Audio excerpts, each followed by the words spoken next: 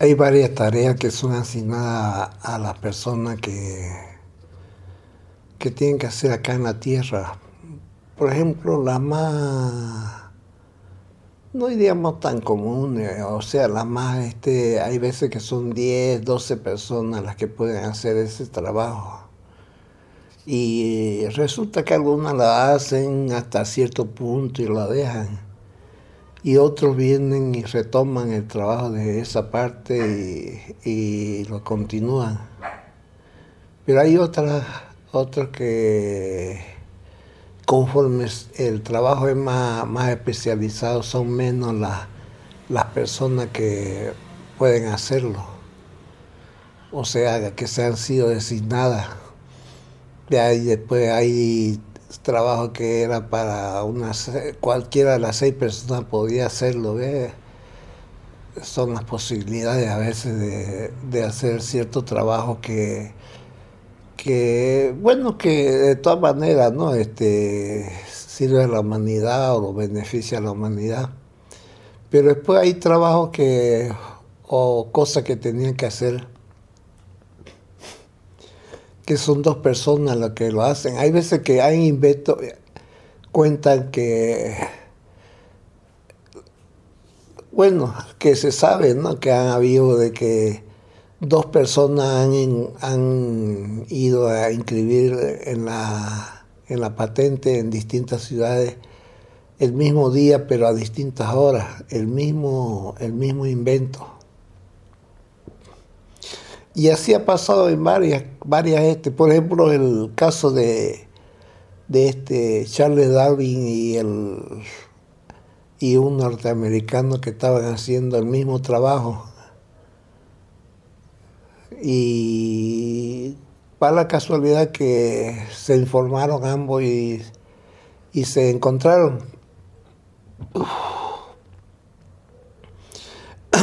Lo de Darwin estaba más avanzado. El norteamericano vio eso y dio algunas cosas que él había investigado para que él lo complemente, él ya lo haga. Y ya quedó Darwin con el trabajo que fue lo que concluyó el origen de las especies, ¿ves? Que él lo hizo. Entonces hay así, ¿ves? Trabajo, y hay trabajo que es específicamente para una persona. Falla esa persona y las cosas se quedan sin hacer. Y en ese sentido, digamos, estos maestros como Loza Rampa y su maestro, eh, hace tiempo terminaron su tarea acá en la tierra a la que le correspondía. Y ellos han estado cubriendo todas esas partes donde no ha habido, o sea, la persona ha fallado y no lo ha hecho. Entonces ellos venían haciendo trabajo de todas esas personas porque eran casos importantes que eran necesarios. Entonces ellos han venido cubriendo todas esas falencias, diríamos en este caso, ¿no? Que la persona no lo hizo, ¿ves? Y se quedaba sin hacer. Entonces ellos vinieron cubriendo toda esa falencia. Eso es lo que podemos decir con respecto a esta situación. Ahora vamos a decir de que de vez en cuando llegan a la Tierra seres extraordinarios, como es el caso de este gran maestro, como es Loza Rampa, y para ellos, para contar un poco de su historia, vamos a recurrir a su propio libro, que es una autobiografía, que era el primer libro, donde él cuenta de que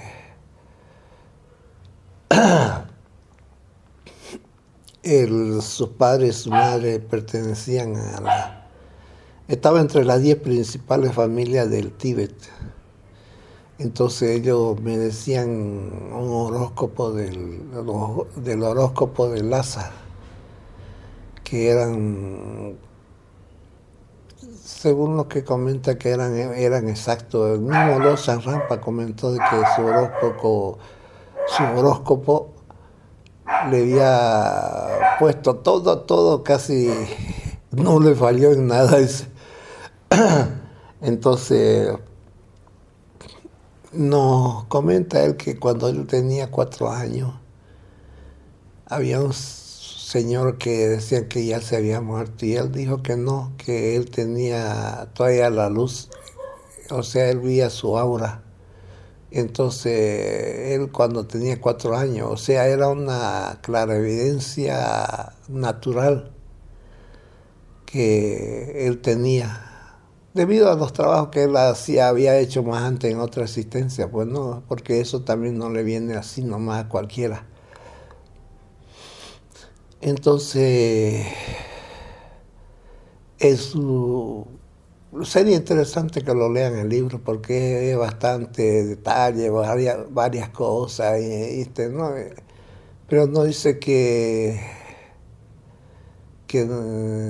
ahí él tenía que ingresar a la maestría a los 7 años, que ya estaba por cumplirlo.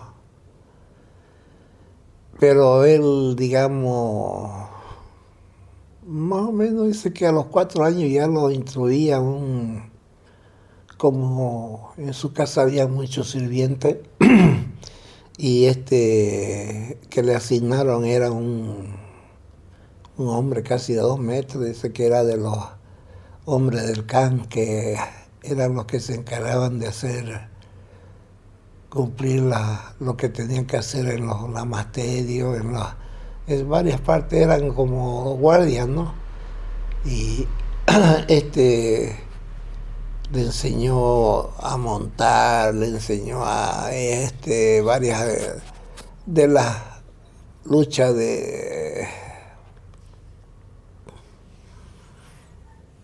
que sabían ellos, ¿no? Entonces, cuando ella se fue a presentarse al lamasterio, le pusieron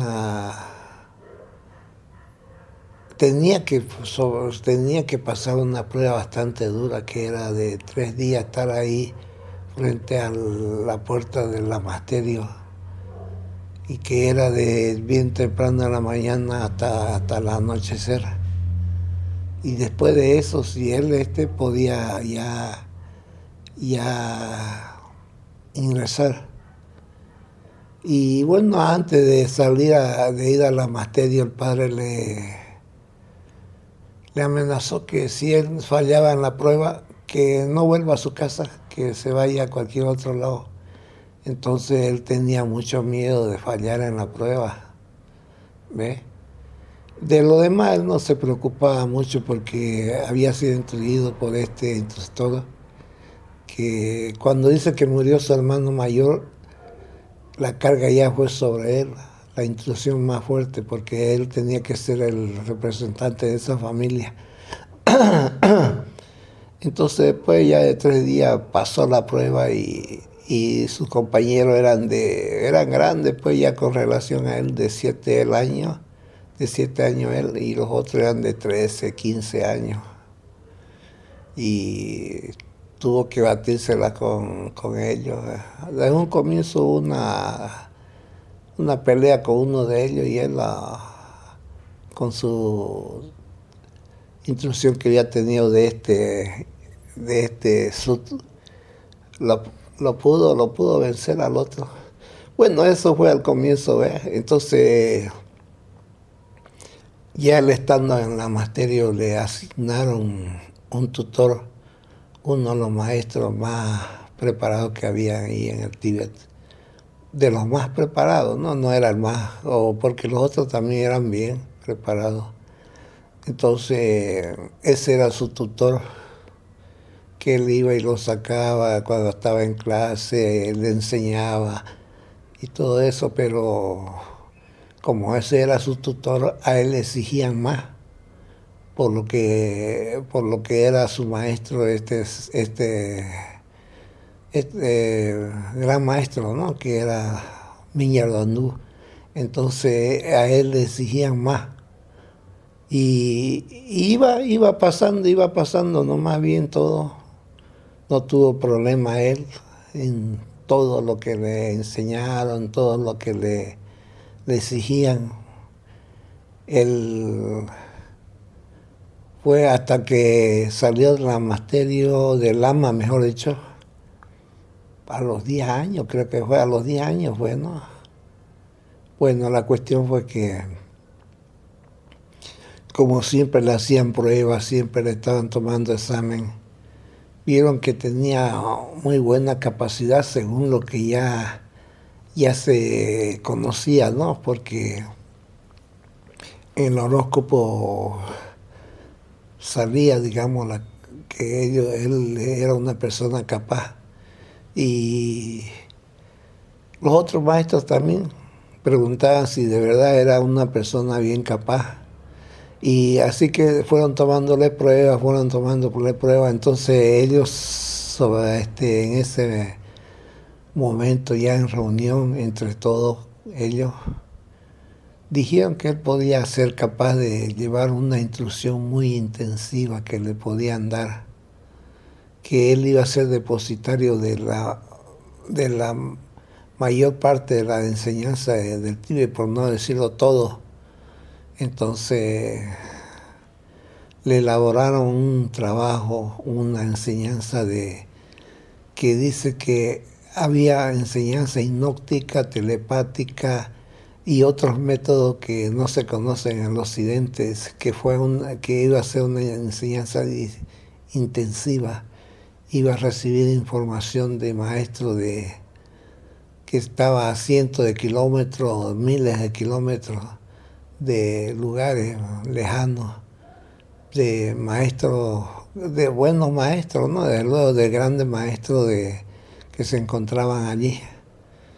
Entonces, de esa forma él tenía que cubrir esa enseñanza en pocos años, porque él tenía que salir del Tíbet cuando haya tenido los 18 años para estudiar la medicina occidental.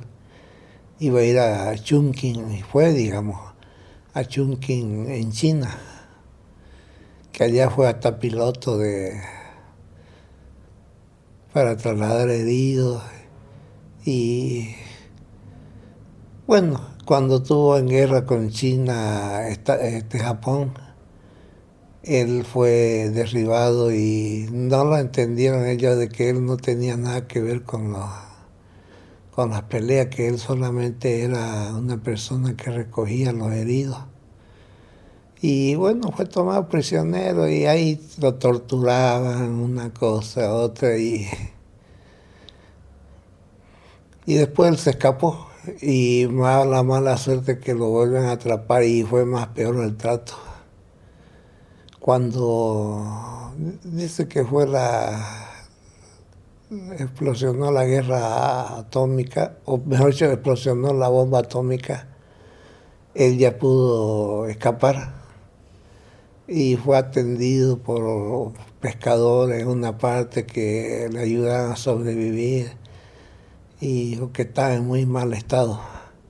Y de ahí pasó a Rusia, pasó también por situaciones difíciles, después estuvo creo que llegó hasta Alemania, después llegó a Inglaterra, estuvo trabajando ahí de chofer de auto, de todo eso, ¿no? Eso está en el libro. Y de ahí se fue hasta Inglaterra y de Inglaterra se fue a Estados Unidos. Llegando a Estados Unidos fue atropellado, fue llevado al hospital, todo eso, con fracturas y todo eso. Y perdió sus cosas, sus documentos, al que le robaron las 2 maletas que tenía cuando fue accidentado. De ahí volvió otra vez a Inglaterra y todavía él no había empezado su tarea. Y ahí su maestro del astral y los mentores divinos vieron que su organismo ya se había resentido mucho, que no podía ya, que no iba a alcanzar a hacer sus tareas, su misión. Y hicieron un análisis más y dijeron que tenía que hacer una transmigración. Entonces ahí tuvieron que buscarle un cuerpo que tenga la misma onda, la misma armonía con él. Y le buscaron y había ahí en Inglaterra había uno que precisamente vivía medio amargado, podríamos decir amargado o algo así, ¿eh? Porque era una persona que buscaba trabajo y no pillaba, y él tenía varios cursos por correspondencia. Y había pensado varias veces en suicidarse. Entonces estos maestros del astral, los mentores divinos, se comunicaron con él en su sueño y le dijeron que podían negociar si él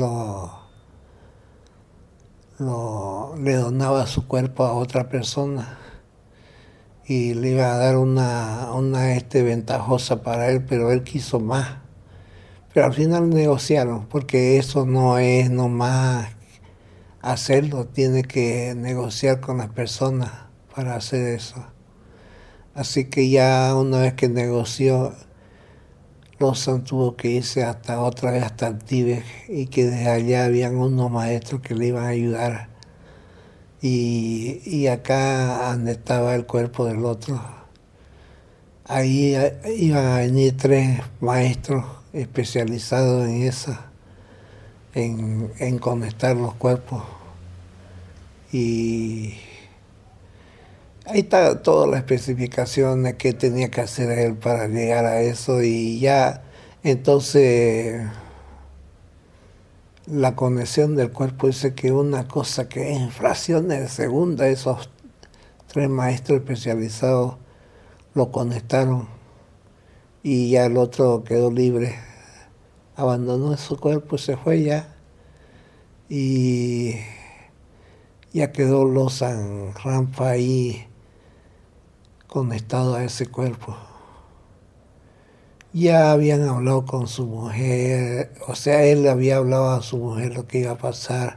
A él también le habían dicho que se haga crecer la barba porque Lawson tenía varias cicatrices en la cara que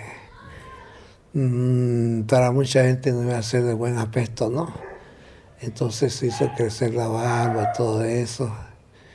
Ya al otro día en la mañana que ya él quiso moverse, dice que tenía muchas dificultades para moverse,